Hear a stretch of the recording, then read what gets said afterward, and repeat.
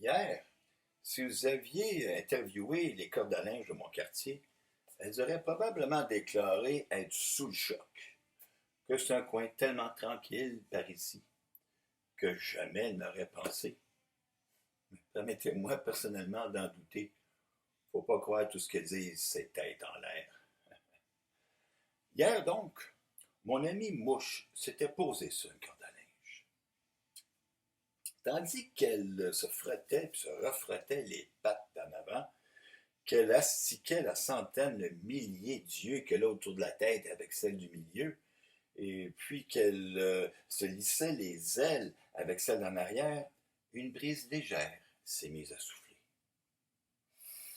L'odeur d'assouplisseur émanant des bobettes, chaussettes et autres serviettes mises à sécher lui rappelait les jardins de son enfance. Quand soudain, sans avertir, la douce brise s'est transformée en démon. Un démon qui essayait toutes les chemises, une après l'autre, qui soufflait dans les draps suspendus comme dans les voiles d'un vaisseau.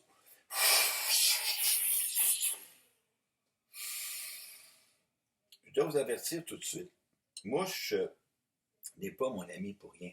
Elle a du caractère, puis j'aime ceux qui ont du caractère. Ça fait que quand elle s'est aperçue que le vaisseau, le dit vaisseau, ne savait pas trop où aller, ben, elle a décidé elle-même d'en devenir son capitaine.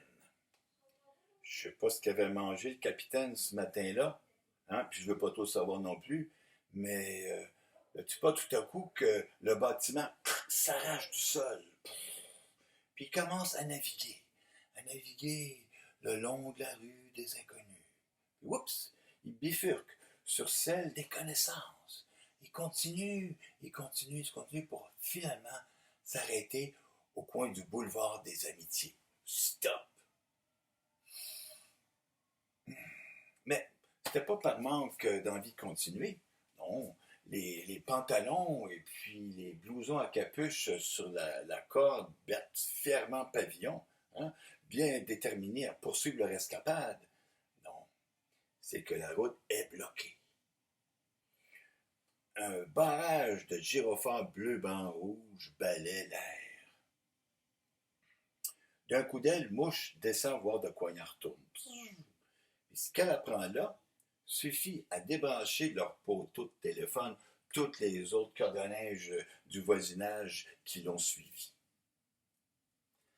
Paraîtrait que c'est une fusillade, lui glisse à l'antenne un vieux matou. Ouais, à 2 pas de l'école, en plein jour, devant le brigadier scolaire en plus. Nom d'un chat, ça n'a pas d'honneur les voyous de nos jours. Dans mon temps, on réglait nos problèmes, nos comptes de façon civilisée. Ouais. Un véhicule, toute portière ouverte, a été abandonné en plein milieu de la rue par des fuyards. Oui, victimes et puis agresseurs ont pris la peau d'escampette ensemble. Les policiers finissent de tendre un ruban barrière alentour de la scène.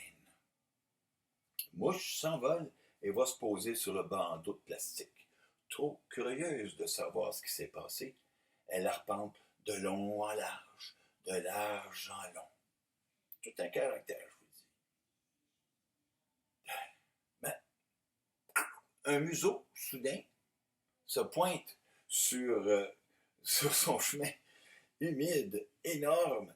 Ben, c'est Bungie, le berger allemand de l'escouade canine, à la recherche de quelques douilles encore fumantes, reliquats du méfait. Mouche le salue. L'expert en poudre à canon va renifler ailleurs. Sans répondre, il y a d'autres chats fouettés. Ben, tant pis. Ben, tant mieux, parce que Mouche a détecté dans l'air un fumet très particulier. Une odeur qui ment pas. L'inspecteur à 4 pattes lui aurait laissé un cadeau. Une offre qu'on ne peut pas refuser. Les chiens déposent d'habitude leur cadeau au pied d'un lampadaire. Or, Mouche n'est pas la première arrivée. Il y a de l'excitation dans l'air. Plusieurs de ses consoeurs, déjà au parfum, exécutent des acrobaties autour du poteau. Mais elle laisse pourtant mouche passer. On ne sait jamais, ça pourrait être dangereux. Déception.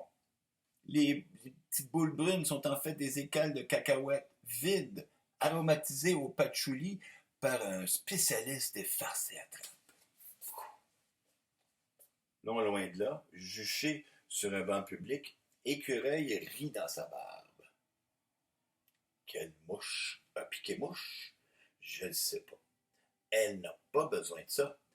Non, elle a la mèche courte, mon ami, j'avoue. Puis surtout, elle digère pas se faire tromper la trompette.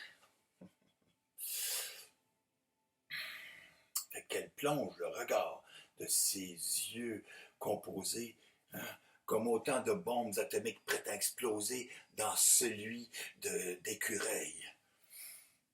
Toutes les bestioles du quartier, volantes, rampantes, se retirent pour faire place au face-à-face. Oh.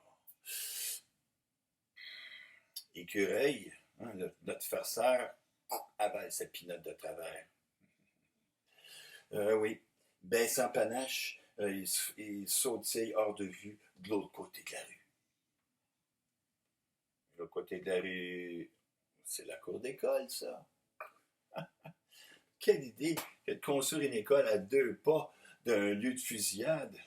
On s'attendrait à davantage de prévoyance de la part de nos institutions, de nos décideurs publics. Hein?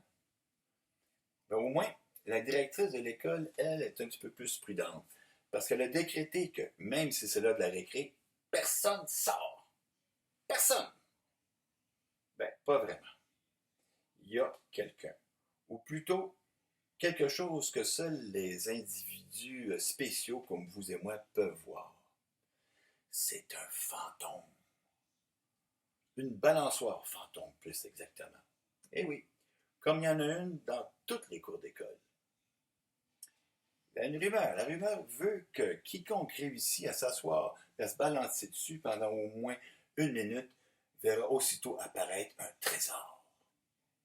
Sauf que jamais aucun humain, que ce soit les plus rapides, les plus intrépides, qui a jamais réussi l'exploit. Pourquoi?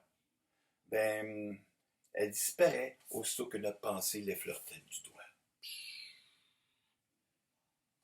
Mais quand on est mouche, écureuil ou moineau, tant qu'à ça, voir cette balançoire-là cause zéro problème. Je dirais même que pour la faune sauvage de nos villes et nos villages, c'est une de leurs cachettes préférées, à l'abri des regards indiscrets. Et puis c'est justement vers elle, vers cette balançoire-là, que se dirige un brin piteux, notre ami écureux. Autour de mouche, de rire un peu. Elle le bat facilement de vitesse. Puis elle s'accroche de ses 6 pattes en dessous de la planchette grinçante. Puis elle se dodeline en lui préparant un bon bout bien senti. Mais c'est elle qui fait le saut lorsqu'une silhouette se découpe à l'envers du bleu du ciel. Un enfant. Mais d'où est-ce qu'il sort, celui-là? Il ne devrait pas être à l'intérieur avec les autres. Chose certaine, le kid voit la balançoire aussi bien que moi je vous vois là. Il empoigne des 2 mains et s'assoit dessus. Mouche zigzag, virevolte pour éviter la collision frontale avec le petit phénomène, qui déjà se balance hardiment, qui tire, qui pousse, qui tire avec toute la force de quelqu'un qui sait qu'il va apparaître un trésor. Puis c'est alors qu'il se passe quelque chose d'absolument incroyable, même pour une mouche, même pour un écureuil. Les cordes de la balançoire se mettent à vibrer tranquillement. À vibrer comme vibrent les cordes d'un violon. Puis à jouer une complainte. La complainte la plus ancienne de tous les temps. Celle des mots gardés secrets dans toutes les langues du monde. Mouche sait plus quoi faire. Sous ses ailes épouvantées s'ouvre grand la gueule de l'enfer avec tous ces mots qu'il ne faut pas dire. Elle vole chercher du secours. Il ne reste plus que quelques secondes avant qu'une s'écoule la minute et qu'apparaisse le trésor. L'enfant redouble d'efforts. Il secoue les cordes. Elles ne vibrent plus, elles grondent. Leur plainte grimpe, grimpe, grimpe, grimpe jusqu'au ciel où elles plongent pour se perdre dans les étoiles. 58 secondes. 59. Une grêle de rubis, d'émeraudes, de lune, de soleil, de pommes d'or bien mûres s'abat soudain sur la frêle créature assise à la balançoire. Le gagnant du gros lot n'a qu'à tenir un petit sac de papier ouvert sur ses genoux pour que s'y engouffre toutes ses richesses. La minute est finie, l'enfant a gagné. Mais la balançoire n'a pas dit son dernier mot. Non. Comme son vainqueur veut mettre le pied à terre, elle enroule ses cordes autour de ses chevilles, de ses poignets, de ses cheveux, pour l'empêcher de s'en aller. Il est pris au piège. Un ouf, ouf retentit. L'escouade canine, Bungie, la langue bien pendue, museau frémissant. Elle court, puis arrête juste en plein milieu de la cour, en agitant sa queue devant. Devant. Ben, devant rien du tout. Pling! Le son délicat d'une lueur d'étoiles sonne sur la surface asphaltée. Pling, pling, pling, pling. Tous les témoins, fantômes, brises ici présents vous le confirmeront, une douille de balles de fusil venait de tomber du rien du tout. L'enfant voudrait bien expliquer au sergent détective qui vient d'arriver que la pièce à conviction sur laquelle ils sont penchés lui appartient.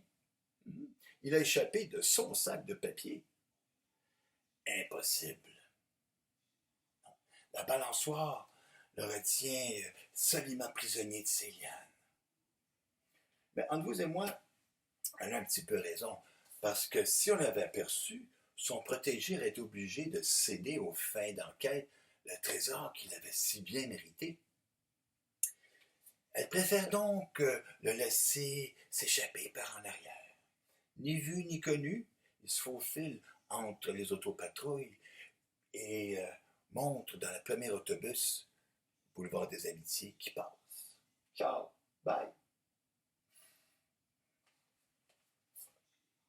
De retour sur son banc, Écureuil grignote une pinotte. Ses petits yeux noirs rient d'avoir tout vu. Mouche, pour sa courageuse intervention, fut nommé membre honoraire de l'escouade canine. Puis en guise de récompense, on lui a offert un cadeau. Un beau celui-là, comme elle les aime. Puis l'enfant, la rumeur dit qu'on peut parfois encore l'apercevoir dans l'autobus. Assis en silence, il regarde à l'intérieur d'un sac de papier brun. Si une lueur rouge se reflète sur son visage, il rit.